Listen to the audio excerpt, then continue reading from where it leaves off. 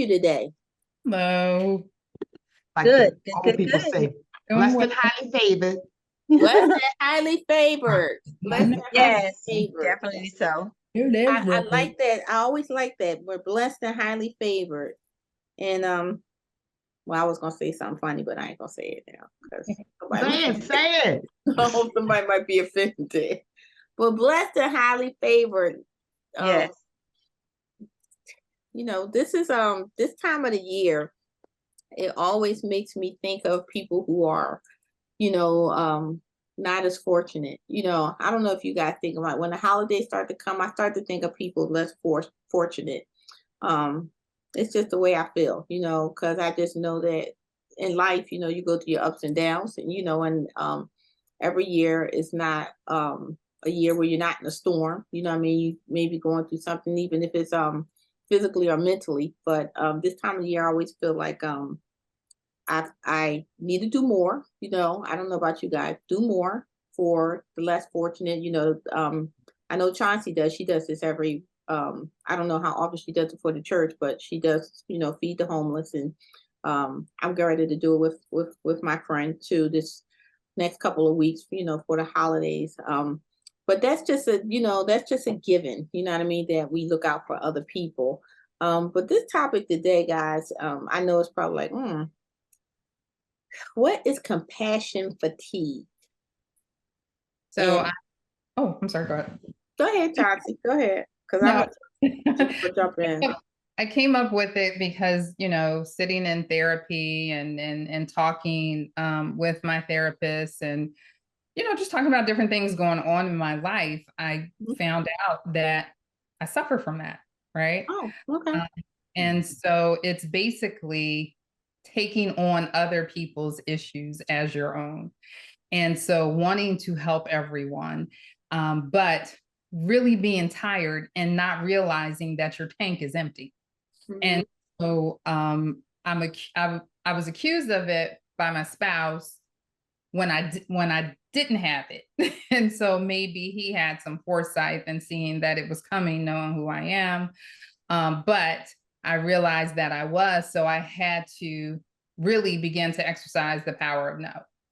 And so, but the desire still being there to help people, or because now you've gotten them accustomed to calling you and I need you, and can you help me with this? And how do you say no, right? Especially when you think about it not costing you money per se, and just maybe some of your time and you utilizing some of the resources you have. But I guess sometimes people don't think about it when they don't have to go into their pocket to help somebody, right? And so it can begin to build up and climb up. And now you have to prioritize, right? Is it my family versus is it, some of the older people that you work with or whatever the case may be? And no one asked you to do it. They asked you, but they didn't ask you. You know what I mean? Sometimes you see where a need is and you jump in and try to go and help. And so basically that's how it came to be. So when it was pointed out to me, it was like this big light bulb moment. And it was just like, wow, you really need to start to pull back a little bit, put yourself first, put your family first, and think about what you say yes to prior to you saying yes instead of it being second nature.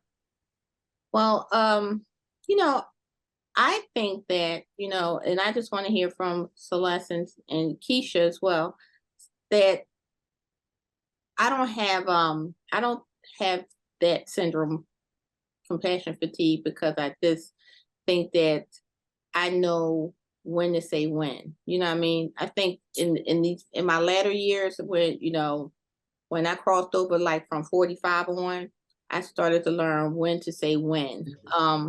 But I think the biggest part that I really struggled with was the part where family was draining me. You know what I mean?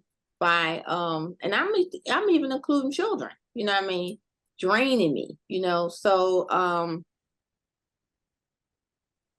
I don't think it's really a bad thing unless you just know that your own mental and physical resources are exhausted.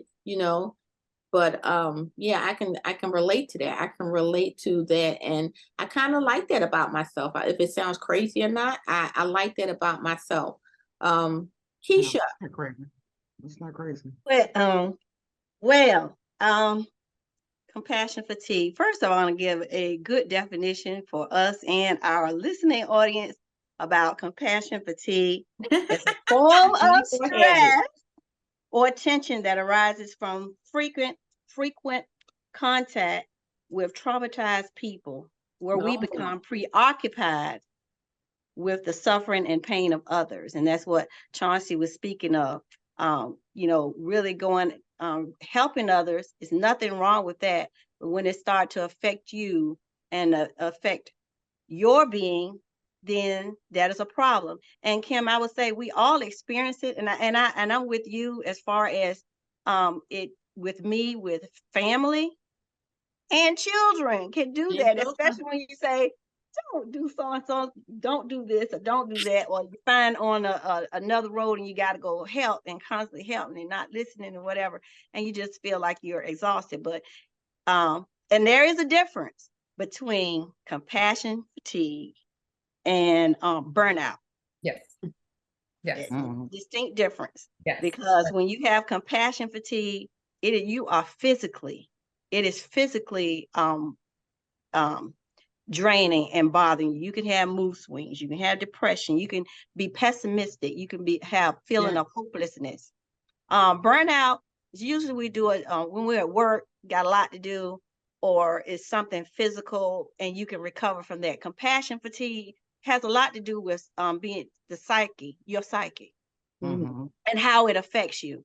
And I realized, and I was taking a shower this morning and I was thinking about it, and I was reading something that said if you avoid news, and I didn't know that I was doing this. I really avoid the news. I get the weather, maybe a few events, but as far as what's going on in the world, and I know I'm aware, but I don't want to constantly watch it. And I call that protecting my peace. But to find out is compassion fatigue, because I want to take on what's going on in Israel and Gaza. That is, it's bothersome. What's going on in the world in politics? What's going on in the world with crime? What's going on in the world with drug addiction? So I find myself watching old shows, and I find myself, so long story short, I think we all experience it at some point. But we got to just know when to say when. When to say when. Celeste? So the best part of being on a porch is being able to speak out loud about things. Because when I first heard this, I was like, nah, that ain't me at all. But after listening to y'all, I do think I have a very good balance with it. Because I am that person, being a coach and all of those roles that I play. But I have a little checkpoints in place for myself to help me know, okay, that's enough. Right. Even when it's with my kids, I can go, you know what? I'm spending more time on your junk than my junk. No. Like right now, my kids don't even know it. They on punishment. I haven't talked to my kids directly for 4 days. I've been texting them and stuff like that, but I don't have the mental. I told them I have no more emotional. I have no more, what they call it, emotional capacity. I call it bandwidth. I have no more emotional capacity, bandwidth at all anymore for the next couple of days, because I have to take care of myself. I was losing sleep, and worried about their thing, and go, Mom, we're not worried. Then why am I worrying? Stuff like that. And then when you ask them, what's going on? I don't even ask, because I can't. Not right now. Ignorance is bliss. It is. I can't. And because you know that most of us have the same thing. We're raised, we're past the race and children age. You know what I mean? So now they're in the point in their lives where they have to start making decisions and living with their consequences of their decisions. So as being the moms that we all are on this porch, we know we want to fix them. We want to help them. We want to make it right, but hell, if you don't feel bad, then I can't get no sleep because I'm feeling bad for you. All worried. Oh my God. At work. So today, most days I have a point that I reach out to my kids. I ain't reached out in 4 days. Because I can't take, they're I all can't right. take nothing else. Yeah, they're all right. Yeah, I know they're alive. We said good morning. I see them chuckling in the little group chat, but that's it. I can't do anything else right now. I think it even goes further than I think more like what you think, Keisha. Because I think that have built up a high level, and this may not be a great thing, a high level of being able to endure what my kids may take me through, But I'm starting to pull back like you from the news and things like that. And I love the news. I'm telling you, I am like my old grandma spirit, because I like to see when the news come on at 5 o'clock, I could still be working. Going into the nightly news at 6:30, I have to see it. But now that when I see such carnage, going on, it just makes me just say, okay, yeah, I can't. But I don't even look at scary movies anymore, because hell, I don't know the damn people in the scary movies, and I feel sorry for them. You know what I mean? And that ain't even real. You know what I mean? You do not feel yourself taking on unrealistic things that is not even happening. You know what I mean? So I ain't trying to get drained over that kind of stuff. So I know I got to deal with my children. I know this. You know what I mean? So I need to compartmentalize how much energy I got. I got 30% for them. I got 30% for miscellaneous stuff. And guess what? 40% is me. You know what I mean? And I got to have more than I give out, because at the end of the day, I gotta still function. You know what I mean? I still gotta function. So that's just my take on it. And I think we're all probably saying the same thing. You know what I mean? We know the limits of it. And hats off to you, Chauncey, you know what I mean, that you deal with things in therapy, because I'm a big advocate for therapy. We can't always solve everything ourselves, you know what I mean, and we try to do so, and what happens, we do get fatigued with that as well. So I think it's important that people who are out working certain type of corporate jobs, or hospitals, whatever the case may be, that they utilize their EAP services through their employer, right? So these are free counseling services that are afforded to you through this program.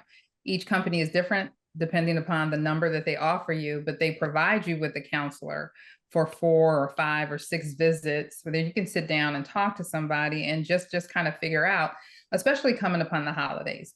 Like Kimmy, you just said, when we think about people who are in need,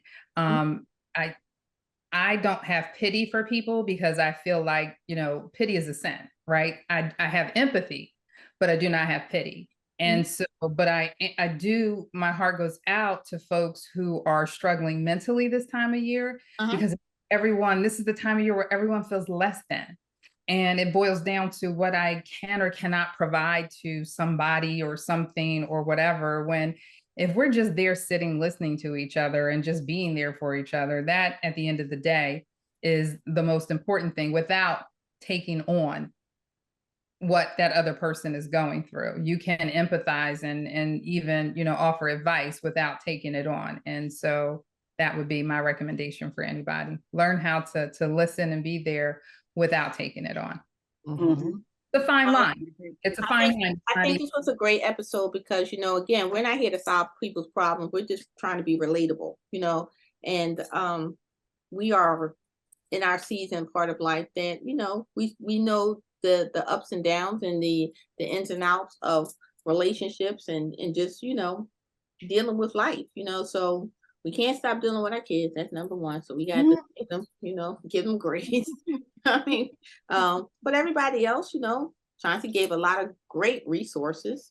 And I think that, do what's going to make you not just physically healthy, but mentally healthy as well. And if someone, this is my final thoughts, if someone is taking too much of that balance away from your life, then, seek some intervention. That's my thought. What's your final thoughts, Celeste? I think I heard somebody say, when your cup is half empty or it's not full. I think at different times we're able to give more of ourselves than we normally can. And for me, I have to be conscious of what's going on my side first. Like now I'm in a new job. I'm squeezed at work. I don't have anything else for anybody right now. It might change in a couple of weeks, but I have to just be mindful of where you are and how much bandwidth, like Chauncey said, you need for your endeavors. And then you can kind of give the other part away if you want. If you want. You can't give somebody something you don't have, Exactly. even though we Exactly. try. Chauncey. Yeah, just what I reiterated before. We can't help everyone. We can care, but learn how to turn it off. Just learn how to not take it on and make it yours, and leave it where it's at. Absolutely. Keisha? I just say simply, it's all about balance. Help others, but just don't neglect yourself and your well-being. Right. Absolutely. Balance. All right, great episode as always. We always have the best advice for people. You know what I mean? Just living through ourselves. So, joining me tonight is Your girl Celeste, and don't forget, taking care of oneself is not selfish. absolutely. Absolutely. This is your girl Chauncey. Be well. This is your girl Keisha. Let's move with strategy and not emotions. Mm. Well, everyone have a wonderful week on purpose. We'll be back next Wednesday with a new episode. Take care of yourself and live in good purpose. Yes.